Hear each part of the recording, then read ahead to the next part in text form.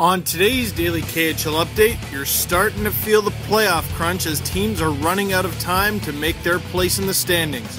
All that and more on today's daily KHL update.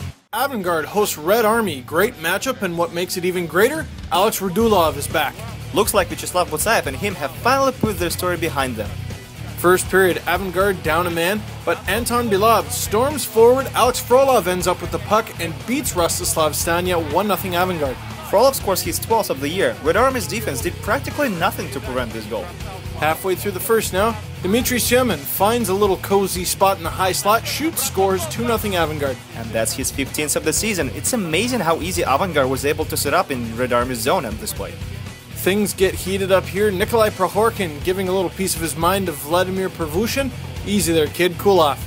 Red Army on the power play now. Igor Radulov is set up for the shot and he scores. It looks like exactly the same play when Syemin scored. One little detail though, Avangard is short-handed. Midway through the second now, Alex Perezhogin has a puck, wrister in the net. Perezhogin scores his 16th of the season. He just came back from the All-Star game.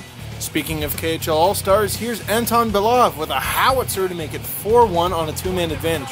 Belov scores his 8th of the season. Check this out, in the past 4 years he scored 7 goals. Stanya's out, Proskodakov comes in, 15 seconds left in the second. Yakov Rylov blasted on net on the power play and he scores. That's also his 8th of the year. Very timely goal. He gave Red Army some hope coming into the third. Last minutes of the third now, Red Army on the power play again. They pulled their goalie and Nicholas Persson brings them within one. Alex Radulov with his second assist of the night on this play. He was still a -3 on the night though, and that didn't help Red Army. 4-3 Avangard final. Huge rivalry coming up. Spartak Moscow facing off against Dynamo Moscow. They may be from the top and bottom, but this is gonna be a close battle. Also, Jakub Petruzhelek makes his debut for Dynamo.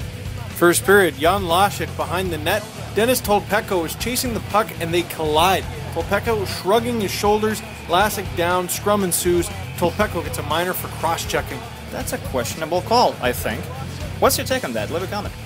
Second period, Marek Kvapil winds up, shoots, hits the post. Denis Masalov tries to bang in a rebound, misses, so close. A few minutes later, Maxim Solovyov tries his luck, no good. Another one goes off the post. Dynamo finally gets on the board with this beautiful play. Masalov to Gorovikov to Kvapil and in. 1-0 Dynamo.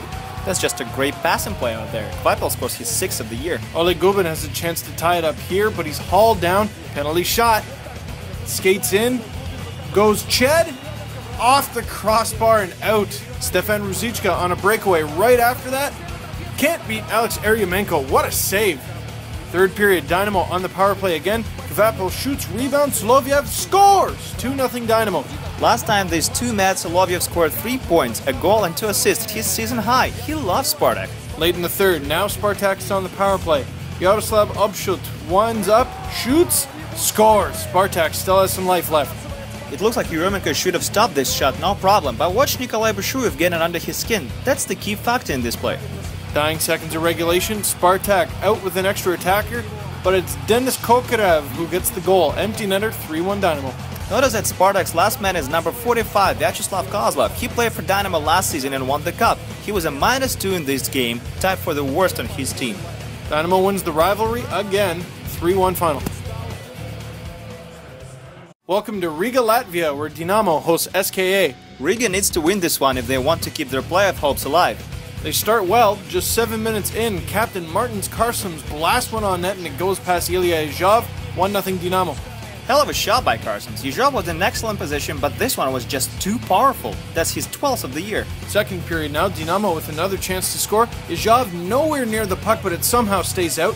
Shortly after that, Jamie Johnson goes for a rendezvous with Izhov, but he can't capitalize on this chance. They're going to regret it later.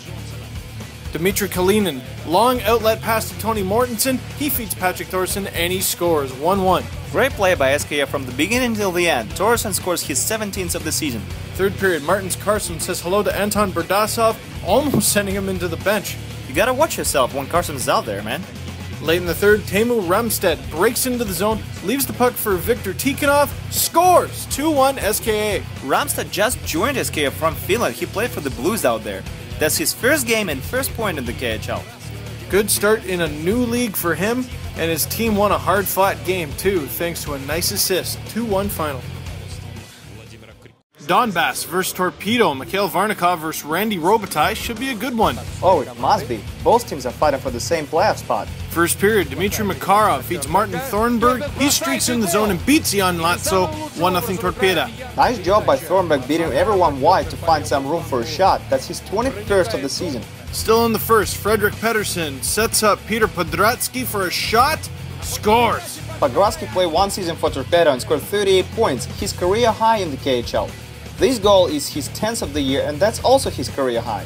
Former Anaheim Ducks pick. Second period now, Evgeny Dodonov collides with Sergei Tereshchenko, his own teammate.